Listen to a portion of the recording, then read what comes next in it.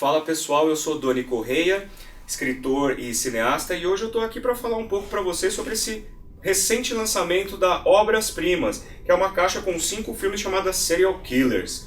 Realmente uma caixa muito acertada, principalmente para aqueles cinéfilos fetichistas colecionadores, porque além de ser um pack muito bonito, com um design muito bacana, tem aqui alguns lobby cards dos filmes que a caixa traz, né, muitos extras. Então eu vou comentar um pouquinho para vocês a respeito da seleção que a Obras Primas fez para essa caixa e também sobre os extras, né? Então o primeiro filme que eu queria falar aqui é esse que abre a coleção, que se chama Harry, Retrato de um Assassino, né, que é do John McNaughton, filme feito em 1986.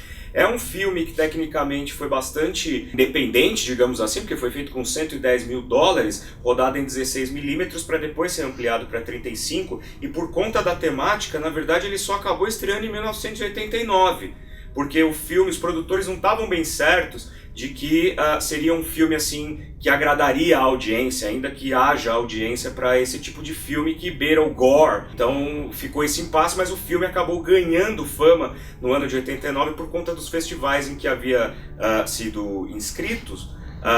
E aí entrou em circuito comercial com bastante sucesso. Na verdade, dentro da seleção aqui é o mais conhecido. E é um filme que reconta a crônica policial a respeito da vida do Harry Lee Lucas, o assassino em série Harry Lee Lucas, e o parceiro dele, Otis Toole. Né? Então, claro que a história é adaptada de uma maneira um pouco ficcionalizada, mas o grande mérito é que mostra exatamente que a psicopatia ela não está só simplesmente ligada a um problema físico, um problema neuronal, uma deformação no cérebro, etc. Mostra muito bem como as relações dentro de um lar destruído, né, pode influenciar uma pessoa a tomar um caminho completamente torto e perigoso na vida. Né?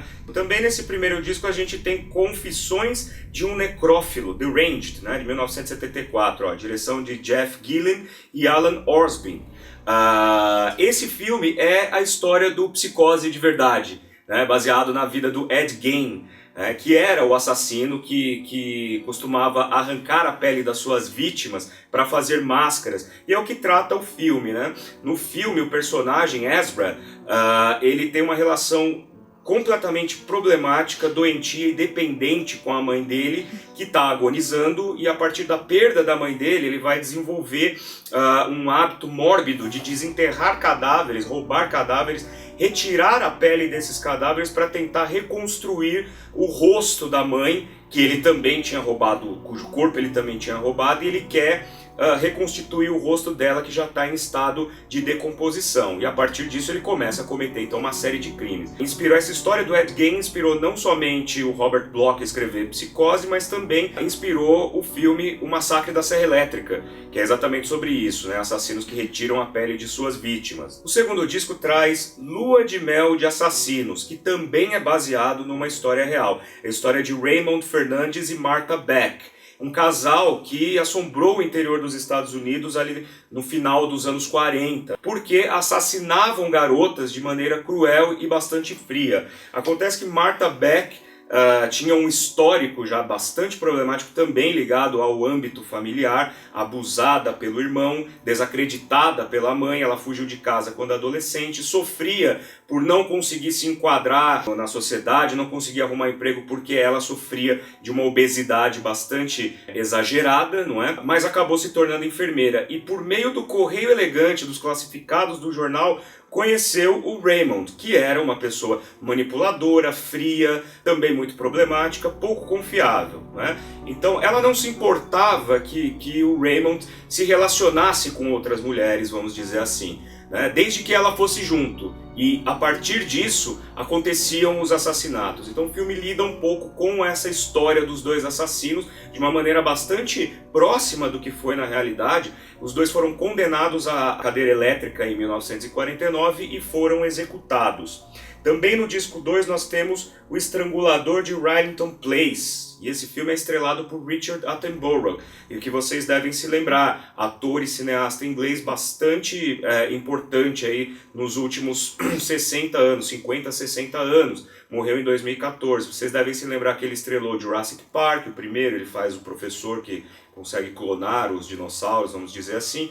Também foi grande diretor, dirigiu Gandhi, dirigiu Chaplin, entre outros, né? Chorus Line. São filmes aí clássicos dos anos 80 e 90. E nesse filme ele faz papel de um dono de um apartamento que tem quartos para alugar na Inglaterra, bem no finalzinho da Segunda Guerra Mundial. Só que ele é uma pessoa também bastante reclusa, reservada, e nos seus momentos de crise psicológica comete crimes, comete assassinatos.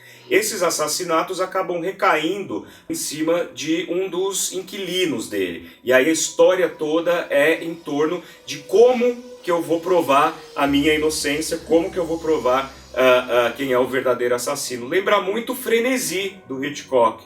É uma história que lembra um pouco, que por sua vez era baseado num fato real também que aconteceu na Inglaterra. Eu destaco nesse filme não só a atuação do Richard Attenborough, mas também a recriação épica, principalmente no começo do filme, que mostra a Inglaterra, Londres, né, que mostra Londres durante os blackouts da Segunda Guerra Mundial, e que essa penumbra cria cenas de efeitos de suspense muito interessantes.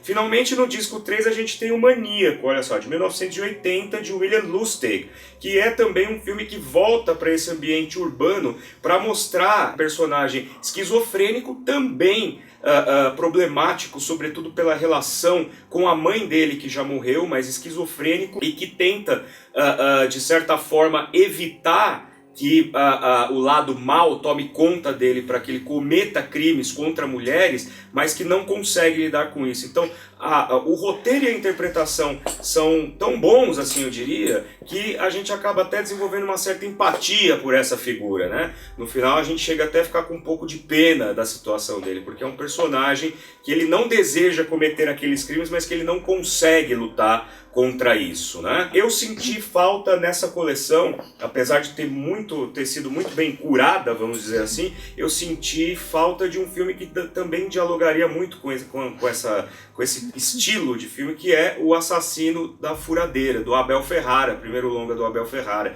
que também fala sobre um assassino, uma pessoa problemática que não se enquadra na sociedade e surta e acaba cometendo uma série de crimes levado por um impulso destruidor bastante acentuado.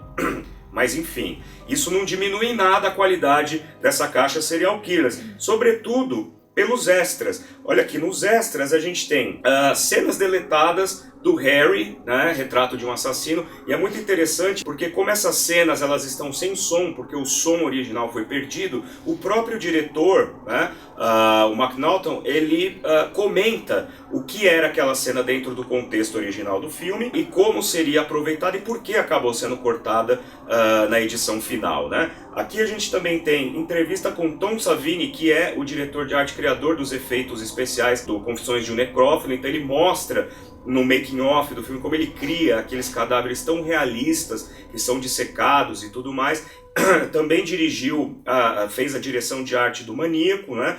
Temos uma entrevista com Caroline Munro, uma atriz linda, famosa nos anos 60 e 70, que é exatamente a antagonista do personagem masculino de O Maníaco, né? Ele se apaixona por ela, e é ela que vai fazer com que ele tente cada vez mais resistir ao impulso assassino dele. Temos essa entrevista com ela, e tem um documentário inédito chamado O Serial Killer, Harry Lee Lucas, e aí sim abordando os assassinatos cometidos e a vida do Harry Lee Lucas, né, de uma maneira documental e mostrando exatamente como era o personagem verdadeiro Harry Lee Lucas. Então, ó, fica aqui para vocês essa dica maravilhosa desse pack lançado pela Obras Primas do Cinema, Serial Killers. Muito bem recomendado.